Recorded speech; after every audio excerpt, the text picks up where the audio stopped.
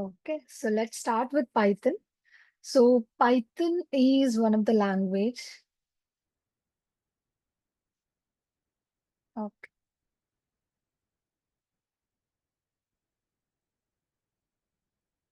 okay. So let's start with Python.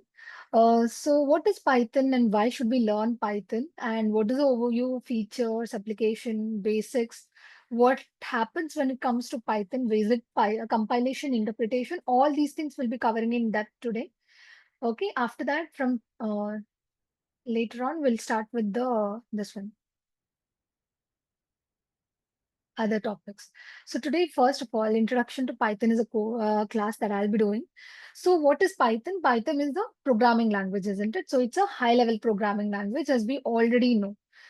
So it's a high level versatile. So introduction to Python is basically we need to understand what are the features of Python. Okay, because these are some of the questions that can be asked in your interview as well. Okay, so what are the different features of Python? One is it's high level. It's versatile and easy to read language. Why is it easy to read language? Because it's English-like statements that we write over there. That's the reason why it's easy to read. And it also supports object-oriented as well as functional paradigms. So functional paradigms is basically nothing but you are able to structure your code in such a way that you can write set of instructions and group that into a function. So that is what is meant by functional paradigms is, and it supports that as well as it's object oriented. So what is meant by object oriented? You can create classes as well as objects of that. So basically you are representing your real world using classes and objects using Python instructions. Okay, and not just that, it's a dynamically typed. So let me explain you what is dynamically typed. So whenever you might have used Java or C or C++ earlier, right? So how do we write code in that? Basically in C or C++, how do you write code? You'll have to first mention the data type, isn't it? You'll have to mention the data type and then the variable name. But here, this is known as statically typed. These are statically typed languages. Okay. So what are statically typed languages? Some of the examples that we have are C, C++, Java, or there are lots of languages which are basically statically typed, where you will have to in hand in before itself say the compiler or interpreter or any translator for that matter, in the compile time itself, it must know what is the type of the variable that you're using. But Python is something special, okay? You need not mention any kind of data type. Why? Because it's dynamically typed. It's dynamically typed language. So what happens when it comes to dynamically typed language? Easily, whatever you write, directly you can just write variable name and then give the value to it. Any value, any type of value, integer, decimal, uh, float and decimal is same, integer, decimal, or you can give a string over here. You can give anything. What happens in dynamically typed languages? Basically, during the runtime, the type will be recognized. So you need not specify beforehand what is a type. It is during the runtime where the language itself will get to know, the compiler, the interpreter itself will get to know, or the machine itself will get to know what is the type of the variable that you have used over here. That is what is meant by dynamically typed. Okay. And next, this is one of the feature, dynamically typed language. So Python is a dynamically typed language, and automatic memory management. This is something very special that we have in Python as well as in Java. Okay, we have something called as Python garbage collector. Okay, we have something called as Python garbage collector. Please take a notes whenever I write some points, because these are the basics which will be basically asked in your interviews. Okay. So what is Python garbage collector basically is? So as you can see, I had mentioned a point saying that automatic memory management happens. So Python garbage collector. So for example, if you have a memory which you have not used since very long, since 1 month, since 2 months, if you have not used that piece of memory, right? What you had stored earlier, you haven't used at all. Then what happens? Automatically, there is something called as Python garbage collector, which will get into that memory and clear that memory, will release that memory basically. Okay. So that is how it's collecting the garbage. Because you were not using that piece of memory from a long time, that is the reason why it thinks like It thinks that that particular memory is not in use, so that's the reason why it just collects those garbage. It will consider it to be a garbage and collect those garbage and clear out the memory.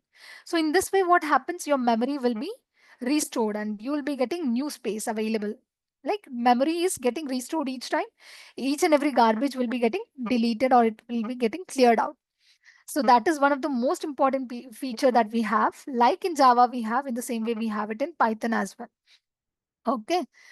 And the next thing that we have is where is it used? I'll come to this part later.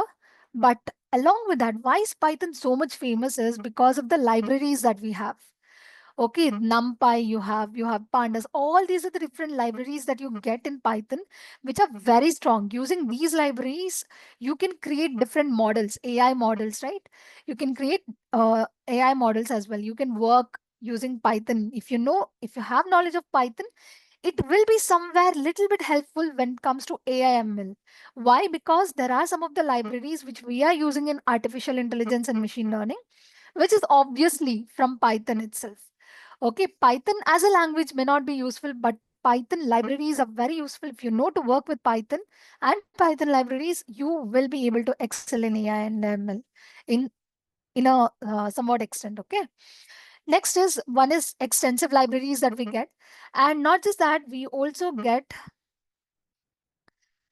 have strong community support. Strong community support when it comes to other languages like Java also has a very strong community support. In the same way, Python is having a very strong community support. So what is this community support is basically there are community of people, there are large number of people who are using Python right now. So if you have any error, if you're finding or if you're not able to solve something, you can easily go to that community where people are using Python every day and they will be helping you out. So in this way, if you're facing any problem, right, while coding or something like that, you have people helping you out, because people who are using Python right now is in millions. There are lots of people who are using Python. So one or the other will be ready to help you. So that is the reason why Python is once again becoming more and more famous. Okay, it's already famous. That's the reason why it's becoming more and more strong because of the community support that you get over there. Now, let's understand what are the different features that we have. These are some of the important features. If in interview it's asked what are the different features of Python, you can say this. Simple, readable syntax, interpreted and interactive. I'll come to this point later. Once again, after this slide, I'll come to this point. Most of the time we say Python is an interpreted language, okay? But basically Python also has something called as compilation step. So once compilation is done, only then interpretation is done. It's crazy how it works. I'll explain you in detail about that. But remember, most of the times, the majority of the people say that it's an interpreted language because that is what happens majorly. Okay. Whereas there is a compilation phase one that is happening in Python. So whenever you write a Python code, I'll explain you what is happening over there. But you can remember it as an interpreted language as well. But if asked in depth or in detail in the interview, you can say the reason. I'll explain you later. Dynamically typing, you know what is dynamic typing already. So extensive standard library, yes. Cross-platform compatibility. This is something very important feature of Python. Python is basically platform independent. Okay, so what does platform independence mean? So what does independence mean is, for example, you have a machine. Okay, you have a PC which is Windows. Okay, this is your Windows PC. Then your friend has a PC which is Linux. Okay, Linux is there and you have Windows. So now what you do is you have developed a project, you have created a project, .py file you have created a project using Python, and this file now you want to share it with your friend, someone who's using Linux. If the same thing if you would have done using C or C++, right? This wouldn't be possible. This wouldn't be possible. You cannot send the .exe file to anyone in C using C or C++. What is the only option that you have when it comes to C or C++? You will have to send the entire code that you have written. Just consider you sitting whole day and night and working on a code, and at last, if you're not able to send the code, right? sending the code in the sense over here, I don't mean you'll have to send the entire code that you have written. Okay. What is meant by platform independence is that you can send the executable file. You need not send the entire code. If you just send the executable file, right? Executable file is not something that you get after compilation and interpretation step. Okay. If you send this executable file to someone who is using another platform, Linux, okay, they will be able to run in the case of Python. Okay, in the case of Python, they will be able to run this executable file even in their machine. Okay, because platform independence. What? Python is platform independence. That's the reason why they will be able to run the executable file directly without even having or need to have the source code. Whereas when it comes to C and C++, right, it is not platform independent. So what happens? You will have to send them the .c file itself. .c file is nothing but your code, entire code that you have written. What happens in this case? You can send the code, but whatever hard work you have done is now with this person also. Isn't it? Not just the output, he's also even able to see the code that you've written, which is a major drawback that we have in C, C++, or other languages. Whereas Java and Python is platform independent. Why is it platform independent? It's because of something called as Python virtual machine, which I'll explain you in depth within few minutes. Okay, Python virtual machine. Like we have Java virtual machine, in the same way we have something called as Python virtual machine as well. This is the one that makes Python platform independent. I hope this was clear, right, so far? Yes. Any doubt? Yes, ma'am. Okay, so you got to know why Python is platform independent. It's because of PVM. I'll explain you what is PVM, but for now you'll have to understand that you will be able to share your executable file to anyone who is using who is using any kind of platform. It could be Windows, it could be Linux. See, Windows to Windows, it's possible even in C and C++, whereas Windows to Linux cross-platform, it's not possible to share your executable file. That's the reason why we have Python and Java, which is basically your platform independent. Okay, so cross-platform compatibility, I hope you guys have got to know now. Okay, next is we have something called as high-level language. Right, Python is a high-level language. We already know what is high-level language. And next, let me say you one more interesting thing. Okay, that is when it comes to languages, right? When it comes to programming language, when it comes to programming language, you have two different languages. What are those? High level and low level. Okay, this is one of the category, and that is difference. Low level division that is made in programming languages. Okay, high level language and low level language. So why is one called as high level language and the other one called as low level language? Okay, that is something which is very important for us to understand. High level language is because, why is it called as high level language? It's because, I'll write it down. Because when you convert your human readable form, right? Human readable form is nothing but, for example, high level languages, examples that we have is Python, Java, C, C++. C is basically mid-level language. They also call it as low-level language as well as, okay, sometimes, but it's basically mid-level language. So we have Java, then we have C++, which are high-level languages, okay? When it comes to low-level languages, you have assembly-level language as well, isn't it? These are some of the low-level languages that we have. So now when it comes to high-level language, why is it called as high-level? Why is it called as low-level? High level is because, see, all these are written in human readable form. So if a language is taking more number of steps to get converted from human readable form into machine readable form, then that is high level language. Okay.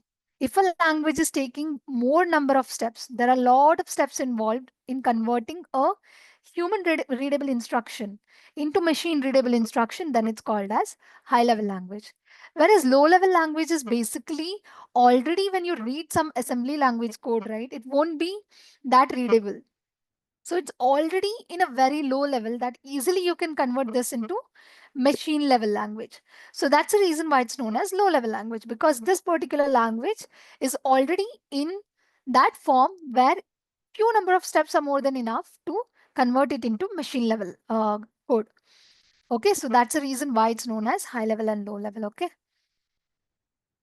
So next that we have is exception handling. Exception handling is one of the feature that Python provides us with.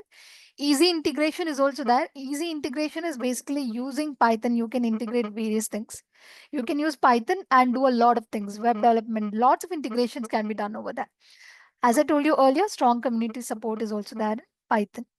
Next is areas of Python application, which is something very important for us to know why we should learn Python. Web development, yes, we have web development. In web development also, not just Flask and Django, we have something called as PyScript now recently. You can just Google what is PyScript. You'll get to know that like JavaScript, we have something called as PyScript. Okay, we have something called as PyScript, which is used for front-end design. Crazy it is, okay? Which is used for front-end design. Using Python itself, it's done. Data science, obviously, yes. Python is something that is required because there are libraries like NumPy, Pandas, Matplotlib. All these are from Python itself, which you will have to be knowing how to work with. Okay.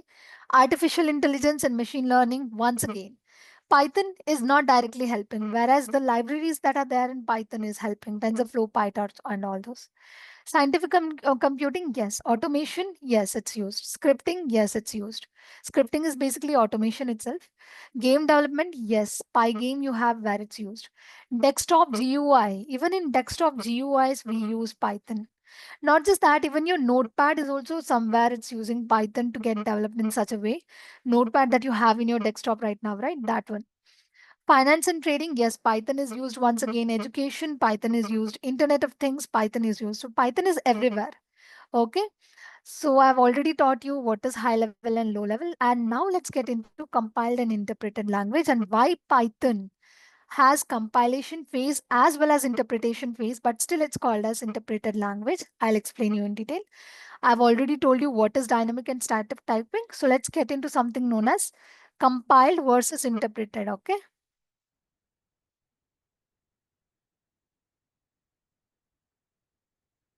If you feel like I'm going fast or if you feel like I'm going slow, please do let me know so that I get to know and do changes in what I'm teaching. Okay. So now let's go into Python. Okay. So whenever we write a Python code, right?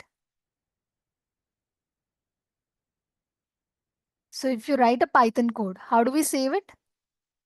.py. You have a Python code written over here, which is saved as .py, isn't it? So this .py, .py file that you have is basically something that you have written in human readable format, which you can read and understand as well. Okay. So this human readable format must be converted into what?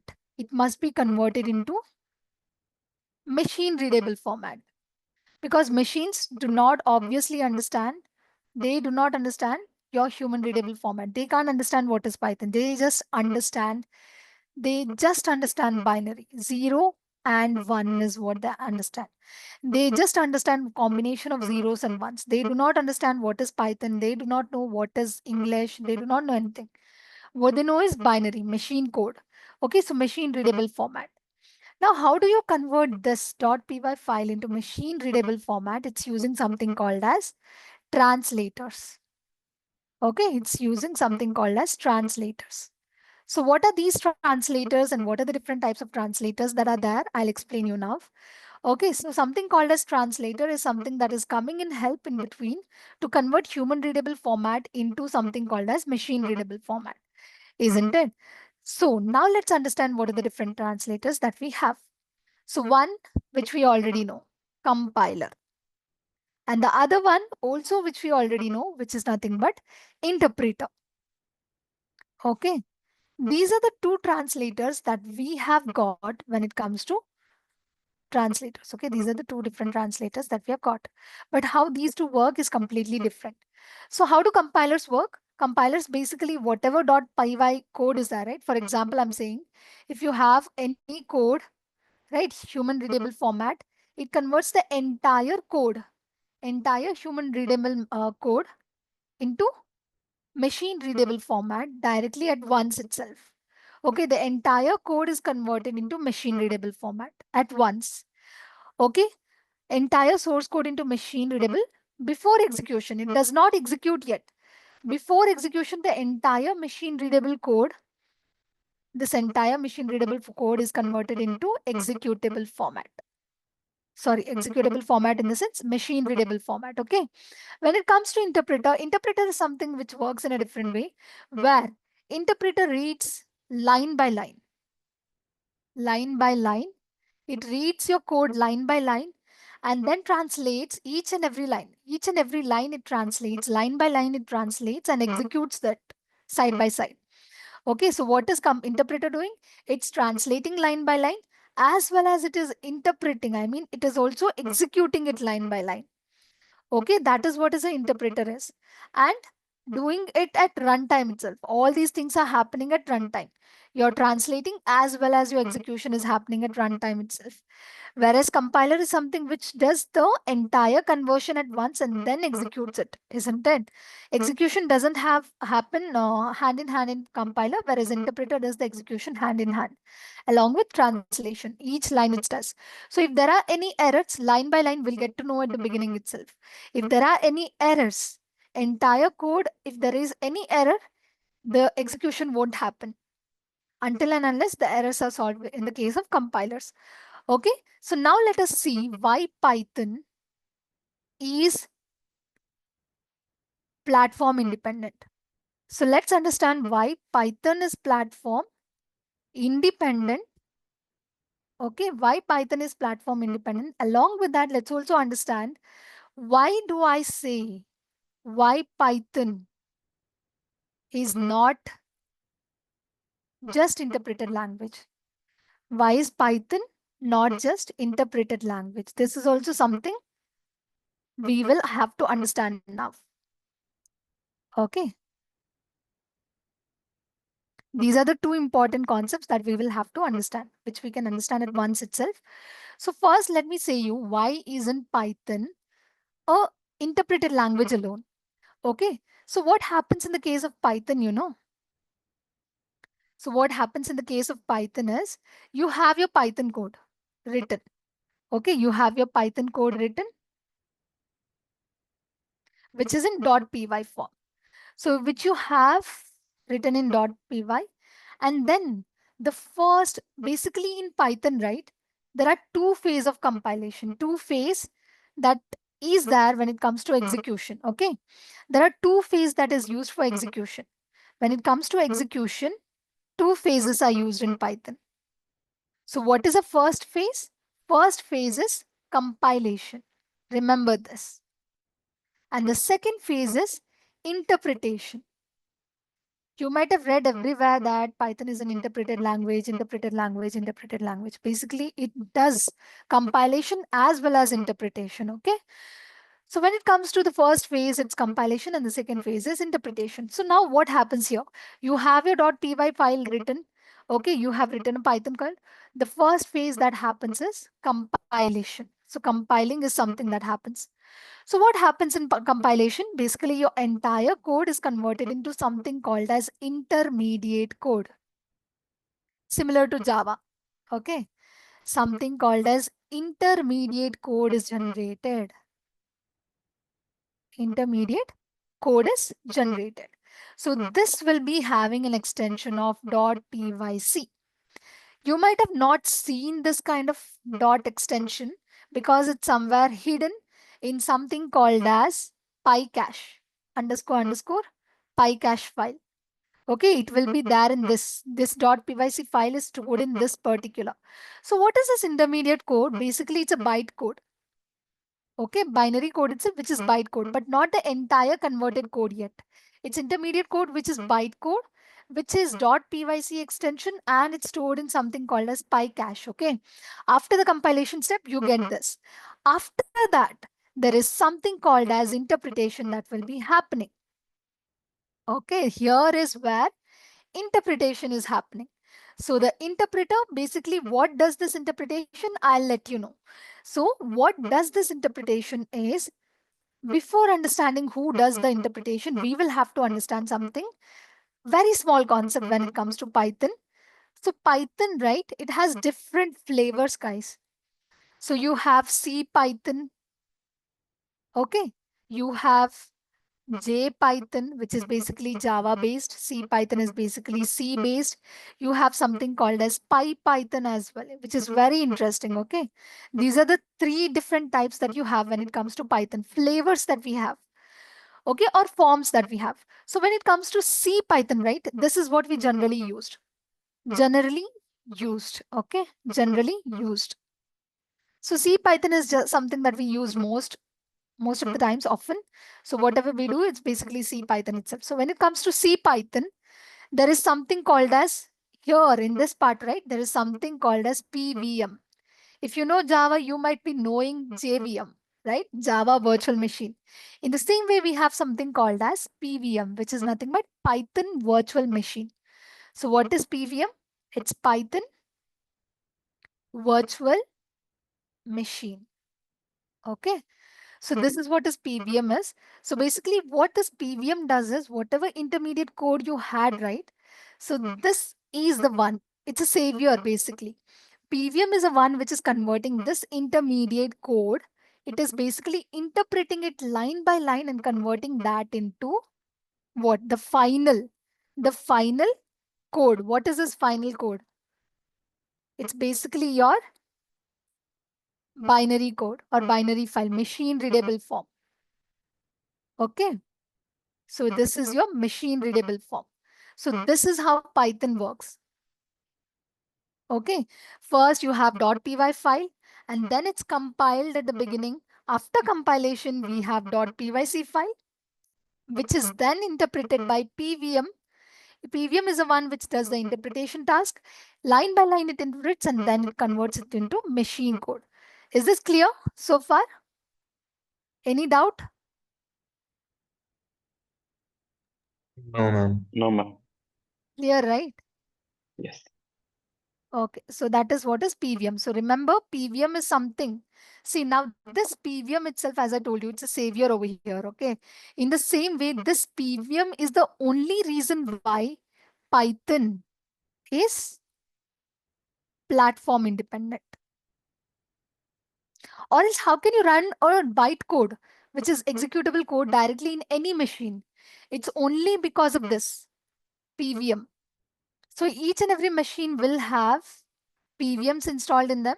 So PVM is the one which converts this executable code, I mean the bytecode, into the machine specific, the platform specific machine code.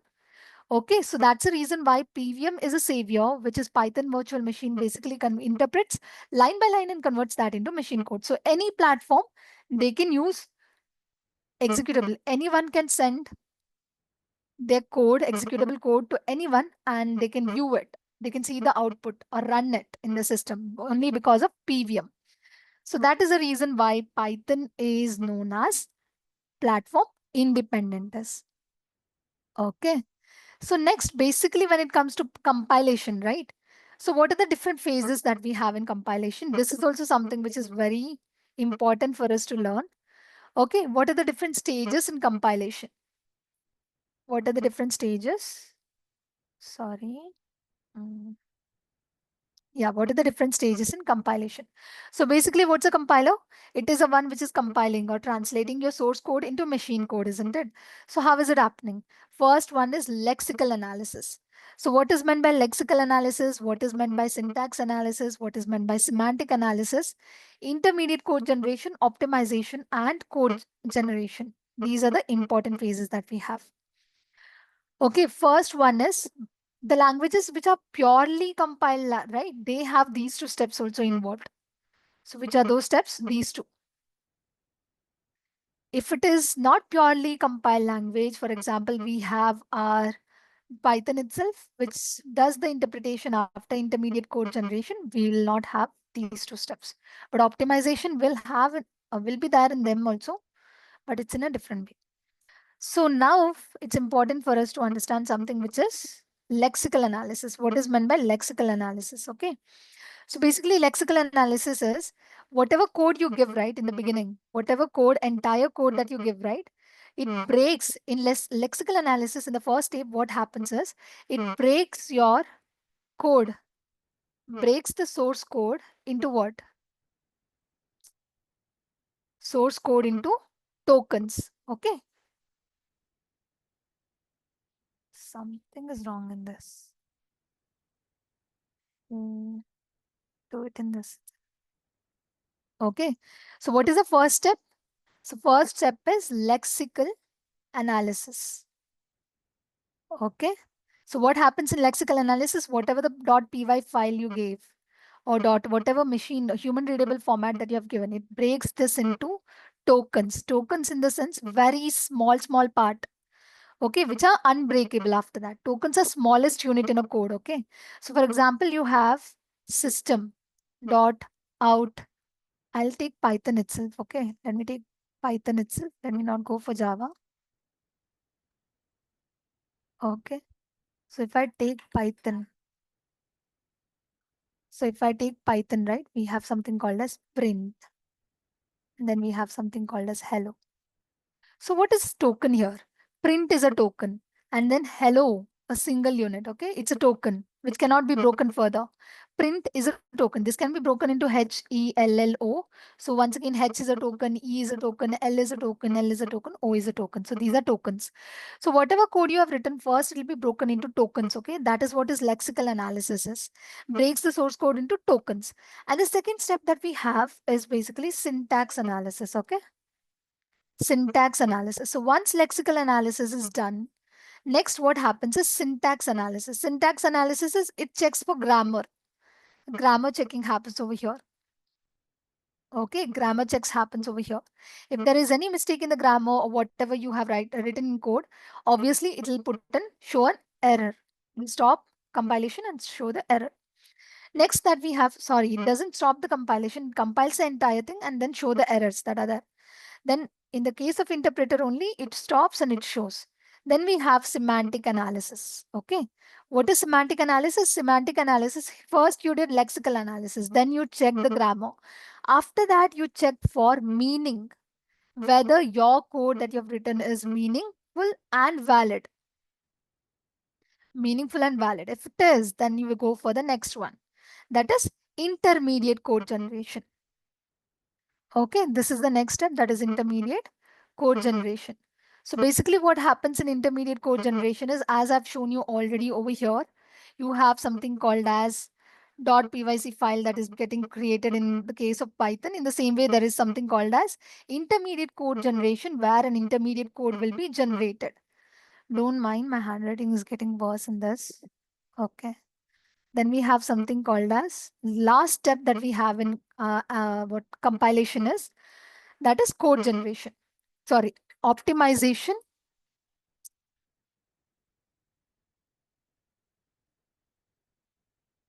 Give me a minute. Okay, something that we have is after intermediate code generation that we have is optimization. Optimization. So optimization is basically, for example, let me say you have something written as A is equal to A plus B, which can also be written as A plus is equal to B. This is the shorthand notation, if you guys know. Okay, this is shorthand notation. This and this is same. So when it comes to optimization of the code, right, this will be optimized into this. Basically, both are same. That's the reason why it will be made shortened.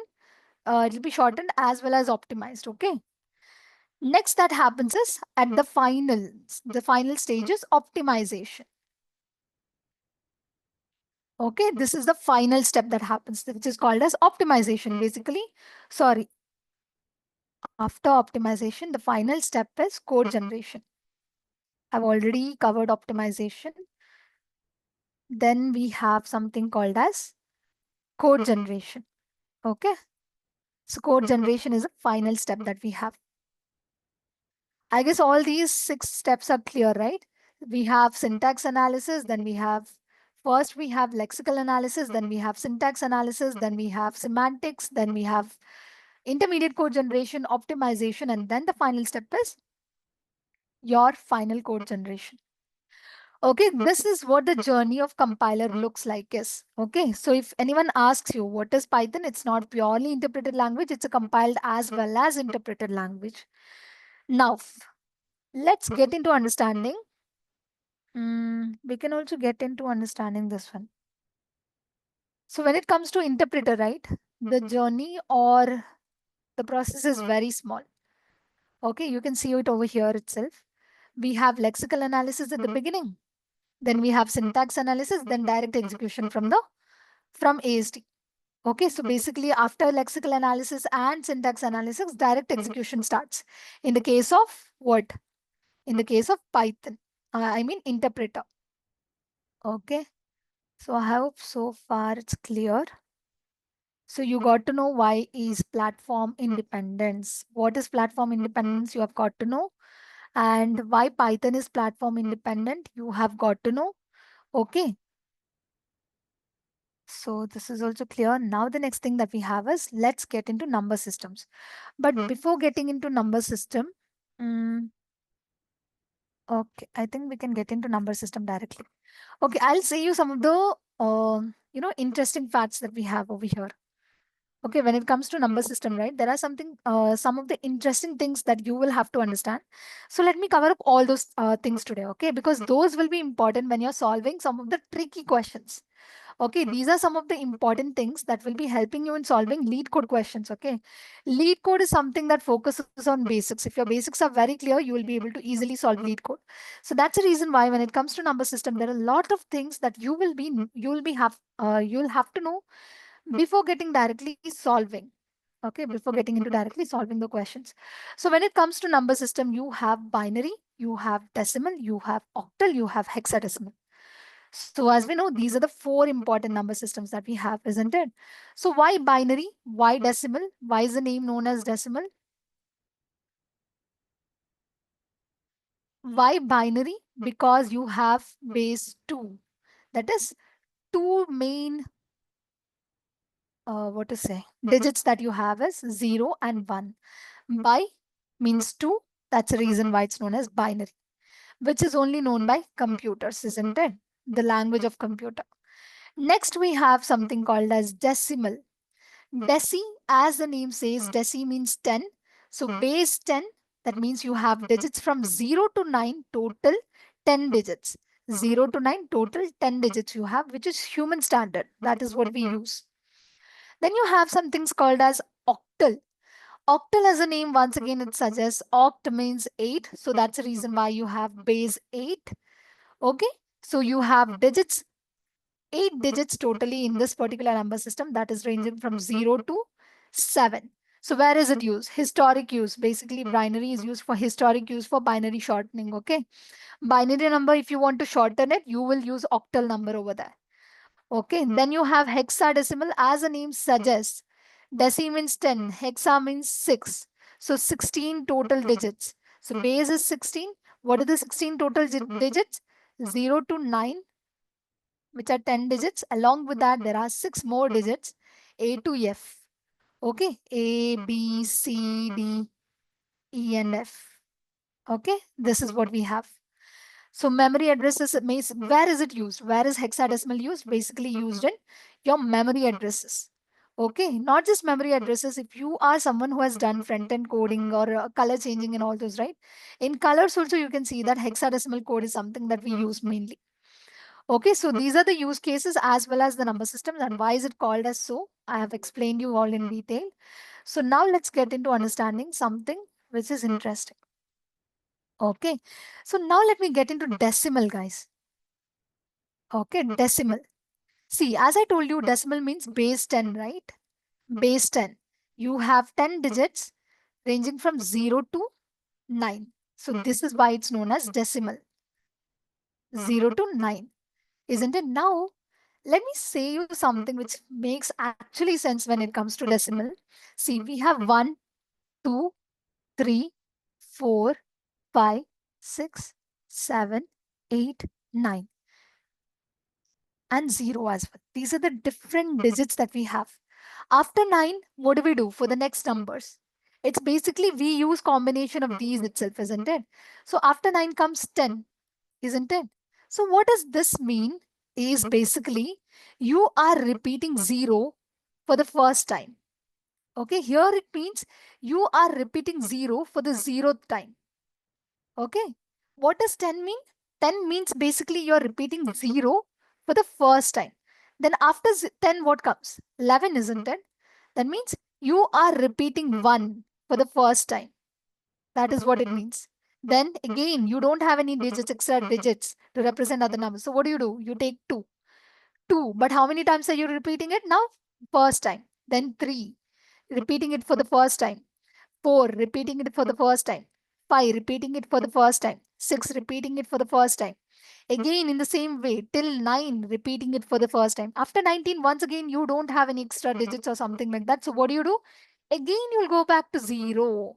But 0, how many times have you repeating now? It's for the second time. That's why 20 comes. Okay. Next, again, you do not have anything extra. So 1, again, you'll write. But how many times are you repeating it for?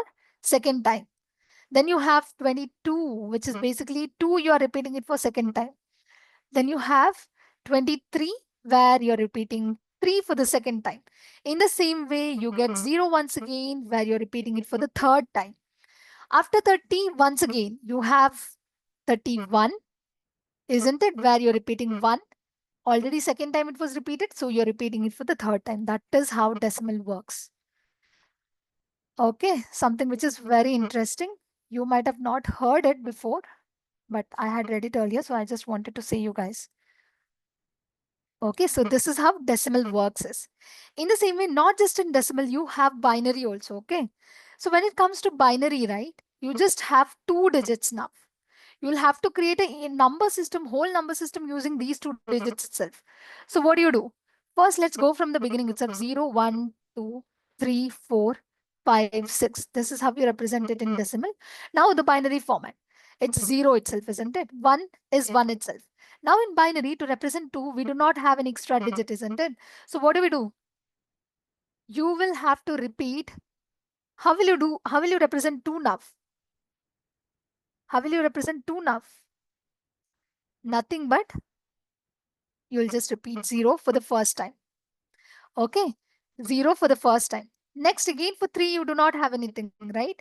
So what will you do? You will repeat 1 for the first time. For 4, what will you do now?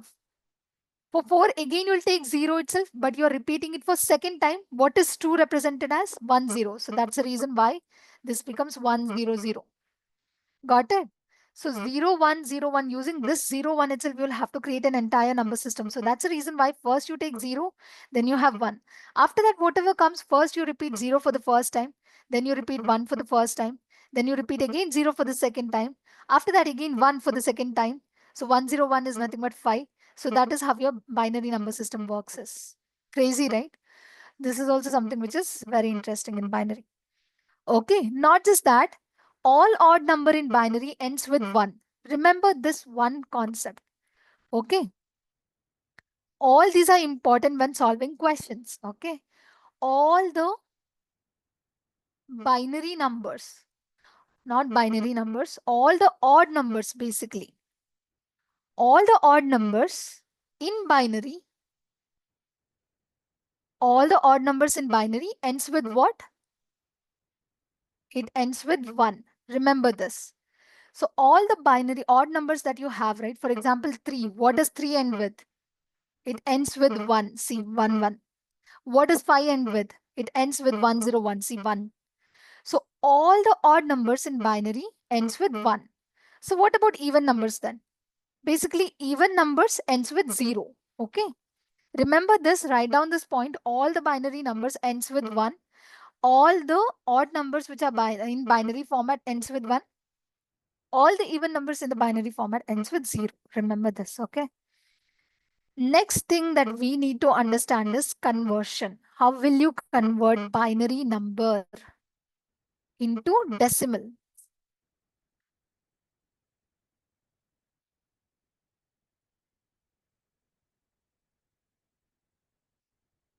Eight. isn't it working?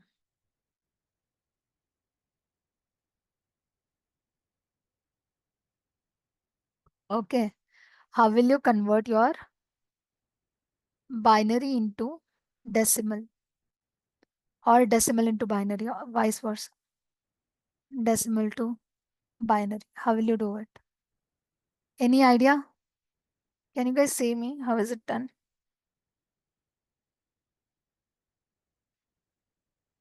Say me, how will I convert this into decimal? And on this, we have a question in LeetCode as well as in other platforms. How do you convert 101 into decimal? This is in base 2, right? This is your base 2. How will you convert it into base 10? 101 in base 2, how will you convert it into base 10 is my question. Do you guys know this? Anyone?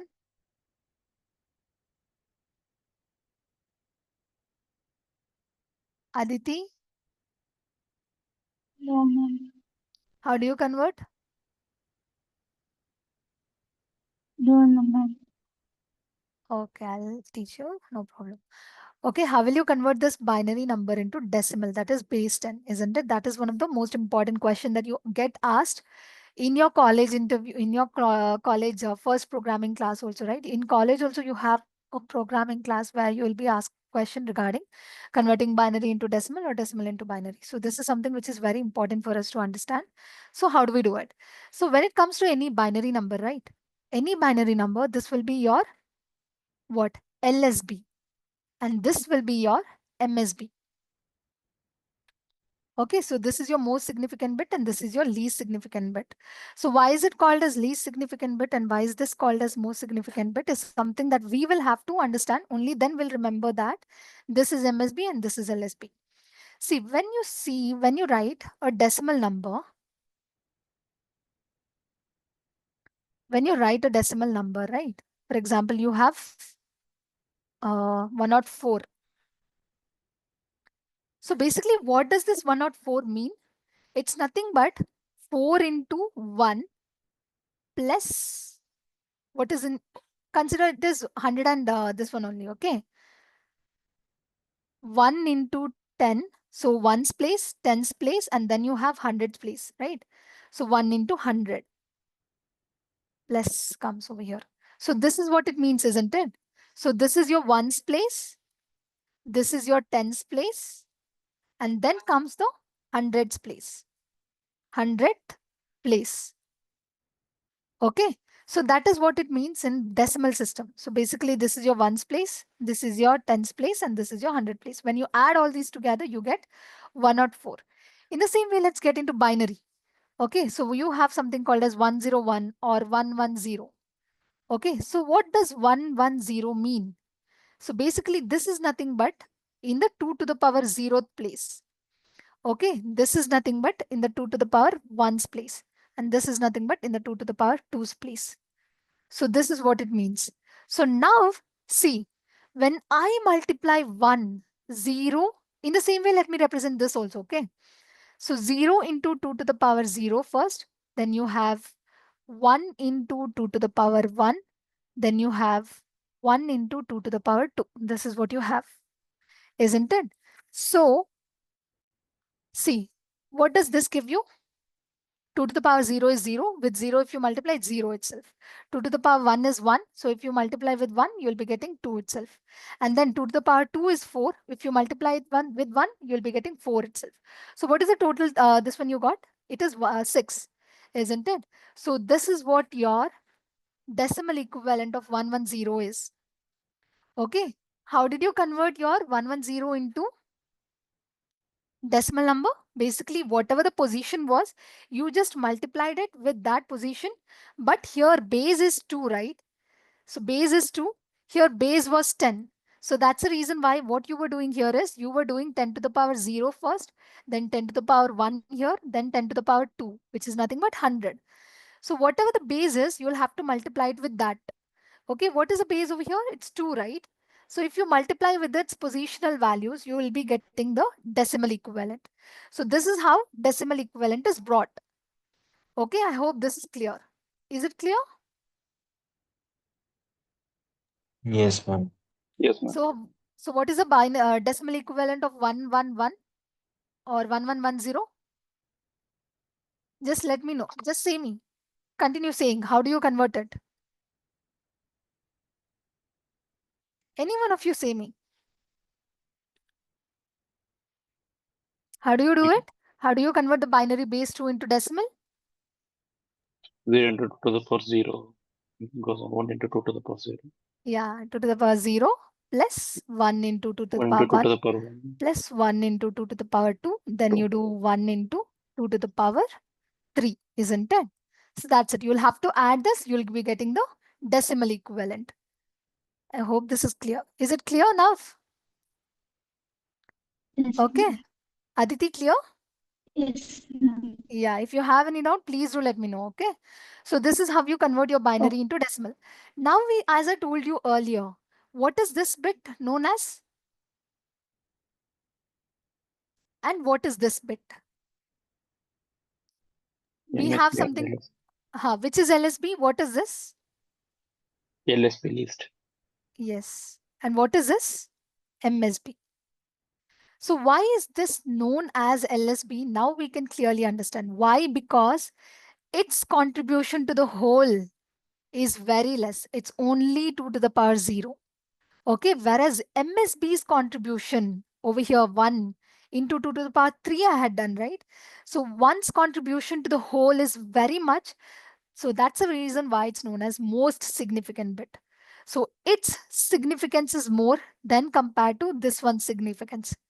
Okay, that's the reason why this is known as LSB and this is known as MSB. I hope this is clear. Clear, right? Yes, ma'am. So if you don't remember in this way, if you don't remember what is LSB, what is MSB, from today onwards, if someone asks, you can say that MSB is MSB because it is the one which is actually contributing a lot to the value of that particular number.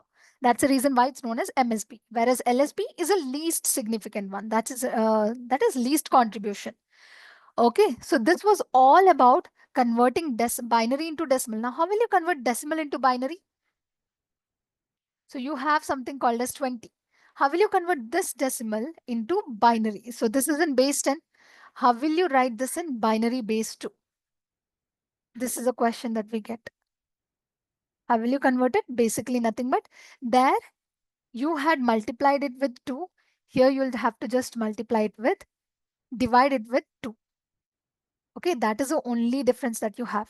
So divided by 2, what is 2? 8, sorry, 9, right? 2, 10. So you 2, 10, then you have remainder 0. 2, 5 times you get 10, then you have remainder 0 once again. Then you have 2, 2 times where you get 1 as the remainder. Okay, then you have 2, 1 times where you get 0 as the remainder. Then, now which is the most significant bit? This one. Okay, this is the least significant bit. That's the reason why you go like this. You take the arrow like this. So that's the reason why you'll write 1, 0, 1, 0, 0. So this is your binary equivalent of 20. Is it clear?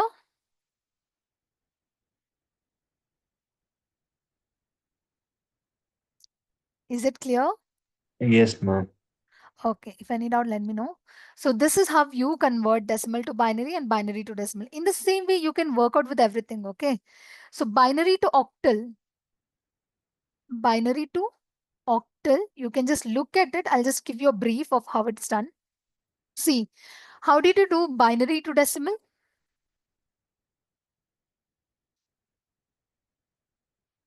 How did you do binary to decimal? You just multiplied it with 2 and the positional values, isn't it? Why 2? Because it was the base. In the same way, you can convert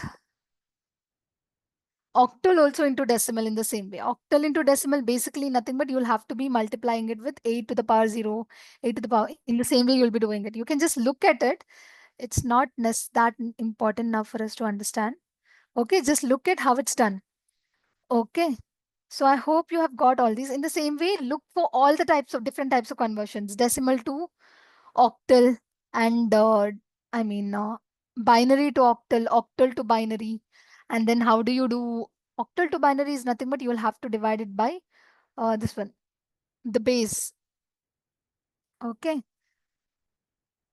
So next, I guess for today, this is more than enough. I hope you have got everything right. Got to know everything what you have, what I have told you today. Yes, ma'am. Any Yes. doubt? No, ma'am. Okay. So from the beginning, whatever I've told is important. Aditi, you want to say anything? No, ma'am. Okay. So today, what and all did we learn? First thing is we have learned why Python is important right now. And let me say you Python where and all it's used. Okay, it's an open source language. So the entire source code for Python is available publicly in the repositories as well. Okay, in GitHub, somewhere in the GitHub or something like that, you get the entire open source code for Python. How Python also is something which is developed using something, a language itself, right? Coding itself is something that has bought Python. So it's open source. So you can even access open source code of Python. And where is it used? It's used by Airbnb, Google Sheets use Python, HackerRank, HackerEarth. These platforms use Python. Then you have your Google Maps, right? That uses Python. Everything is basically powered by Python. So using Python, we have something Python-based backends as well, right? So that is also being used now everywhere. So that's the reason why learning Python is something which is very important. Then I hope for today it's enough. From I think tomorrow and after tomorrow, there is no class. So what I want you guys to do is I want you to install Anaconda as well as Jupyter in your laptop. Okay, I'll share you the steps how to install Anaconda and Jupyter and Python kernel as well. I'll share you in depth what is done through a Word doc or something like that related, or in WhatsApp itself I'll be sharing you the step or procedure. So follow that and do install it. By Monday, I want you to be having 3 of these, okay?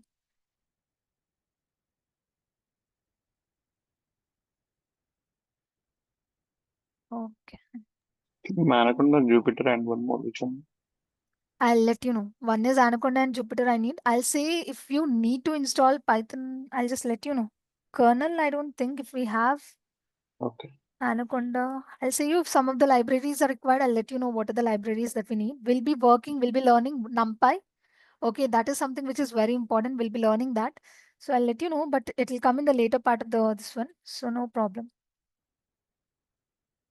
So on Monday, let's go with Python is case sensitive. I guess you guys know it.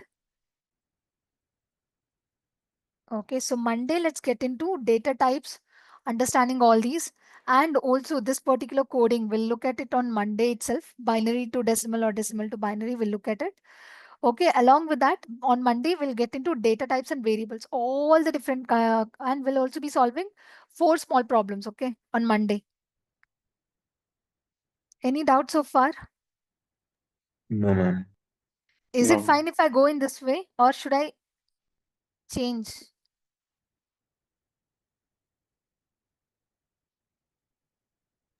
For me, it is fine. Yes, ma'am. It's fine. Fine, Okay, ma'am. I'll go. See, whatever I'm teaching, right? I'm teaching it from depth. Like I had studied by myself.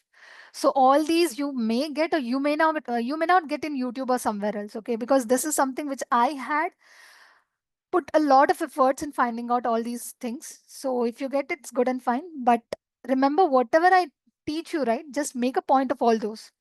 You'll forget it. Whatever you teach after 20 minutes, you'll forget it. It's human tendency to forget that. So instead, do one thing. You can watch the recording, obviously, but better than that, instead of wasting your time again, do one thing, write down each and everything that I say you. And also, if you write it down, right, you can refer to it later. Later on, when you get doubt, you can come back to me and ask doubts on that. Okay, that is why I say you write down and also make notes.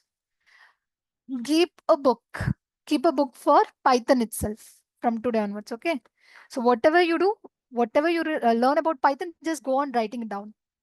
It's not just me who can train, it's also you guys who can train if you understand what is Python from the scratch.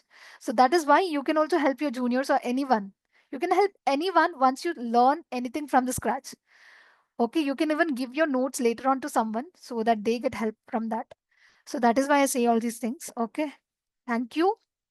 I think we'll end the class.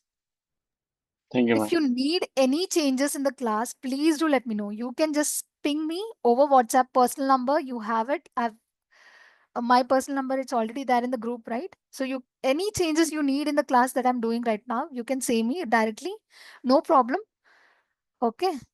I don't mind at all. So you can say me any changes that you need. Or if you want me to teach you something extra, for example, if you want me to teach you Linux, I can do that. Okay. If you want me to teach you something else, I can do that. Okay. Thank you, guys. Thank you, ma'am. Thank you, ma'am. Thank you, ma'am.